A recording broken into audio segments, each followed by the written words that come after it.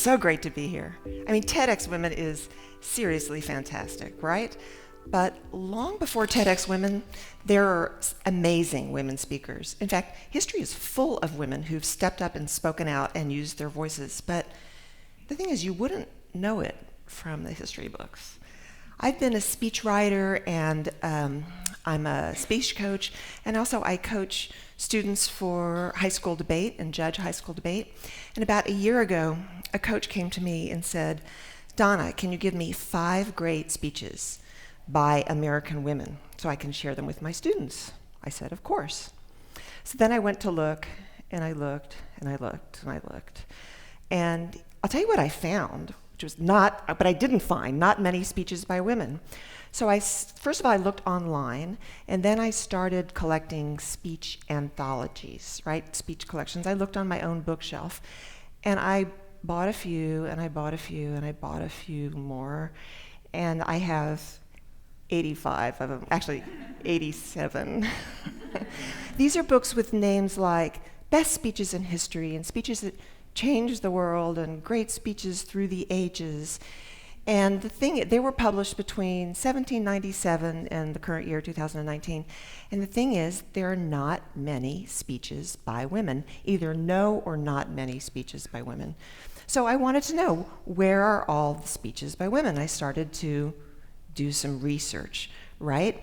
Because women speakers have been active in history. They've been speaking, but the history doesn't reflect it. You know how when you're in grade school and you're choosing people for team sports, and somehow it's always the same 5 players that get chosen again and again and again, right? And you think there are other really great players, but for some reason, we never get to see them in the game. It's great talent, but they're not on the field. I feel the same way about women's speeches. They've been speaking out, for centuries, and there are thousands of women's speeches that we should know about. But what the history books do is they only include the same handful of speeches. It's really infuriating. Like, for example, they'll have Elizabeth Cady Stanton and Susan B. Anthony, obviously, maybe Margaret Thatcher, obviously Elizabeth I to her troops at Tillsbury, Eleanor Roosevelt in the Universal Declaration of Human Rights. But they're all great speeches, all great women, but there are more women in the game. So when I was buying all of these books, I also happened to buy this little gem. It's called the White House Handbook of Oratory, and it has speeches, all by men, no surprise, but it also has rhetorical poses to show you how you should stand so that you can project the right image and authority.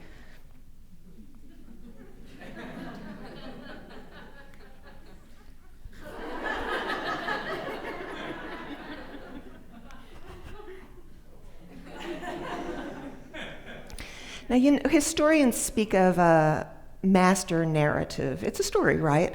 But it's so all-encompassing and deeply embedded in our consciousness that we're not even maybe aware of it.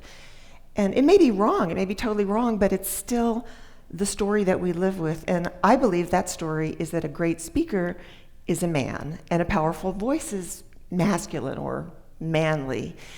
And the thing is that these are stereotypes, right? Or they're even more than stereotypes. They're like archetypes. They go so deep.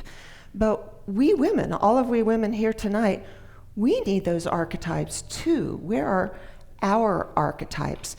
Because we need women's shoulders to stand on. We need examples that we can follow. We need role models.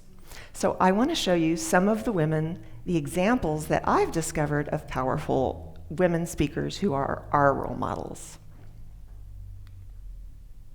Sarah Parker Remond. She was a Black American who was very well educated, and she gave her first public speech at age 16 on anti-slavery. She was in Massachusetts, which obviously shows she was a free person.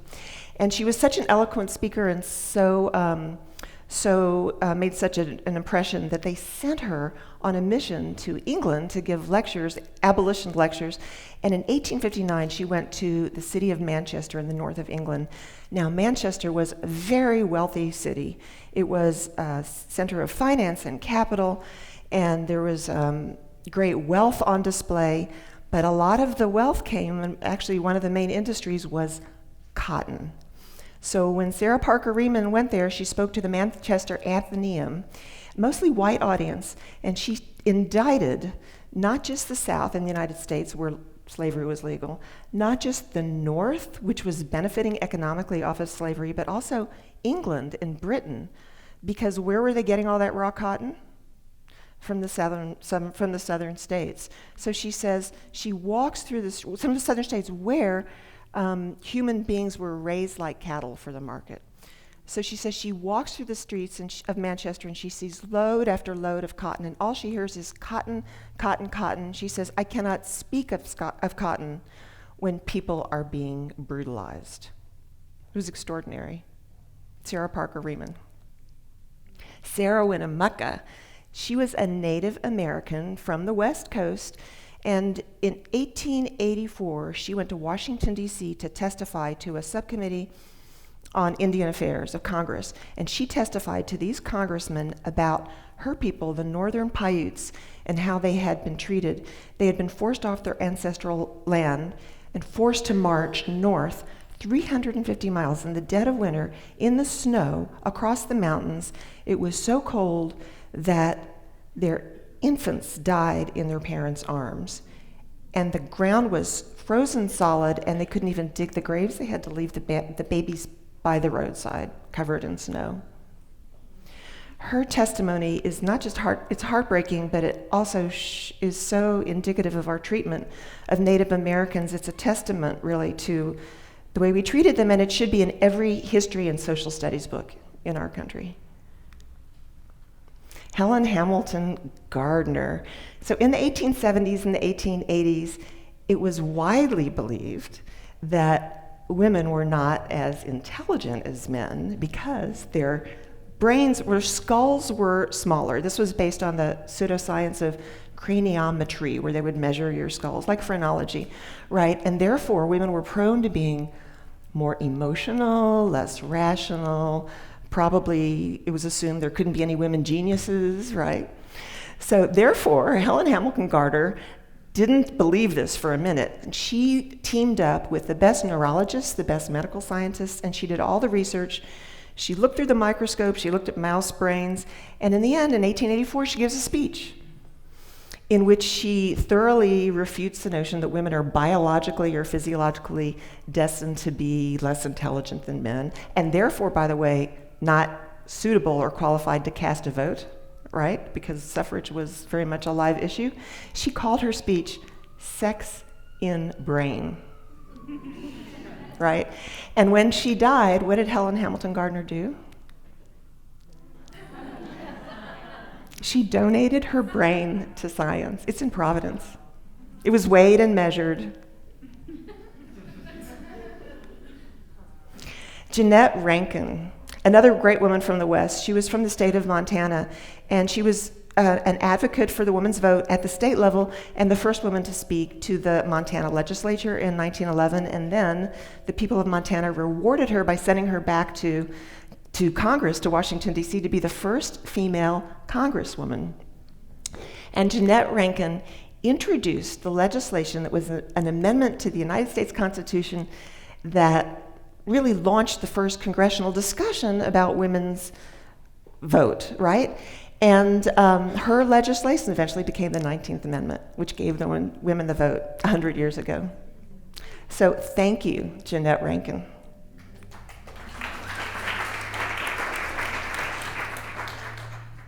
So what do all these women have in common? Well, a number of things. First of all, each of them understood the power of using her voice in public, right? But they faced tremendous opposition.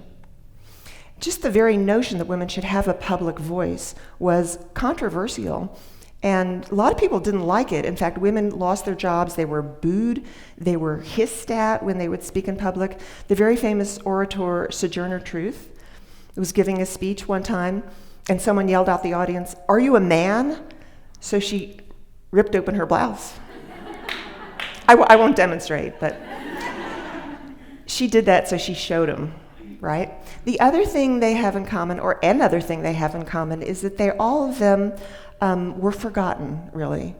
Their voices were erased from history or overlooked from history. And it's really kind of crazy because these women spoke out on, everything from education to prison reform to labor, for suffrage, against suffrage, for temperance and against temperance, for civil rights. Throughout history, women have been speaking up, but history hasn't recorded it. We haven't given them credit for their ideas, not because their speeches weren't any good, not because their ideas weren't strong, and not because they didn't make an impact, because clearly they did, right? So the third thing they have in common, and this is the good news, now you can find all their speeches on a site that I've created called Speaking While Female, speakingwhilefemale.co.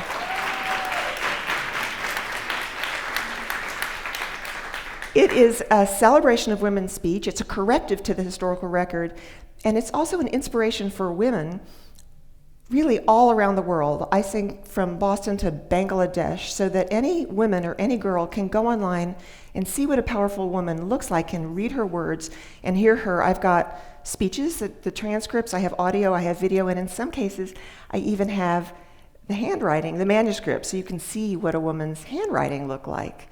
So I want everyone to be inspired, and I want everyone in this audience to know that you too have a voice and that you should get up here and speak as well.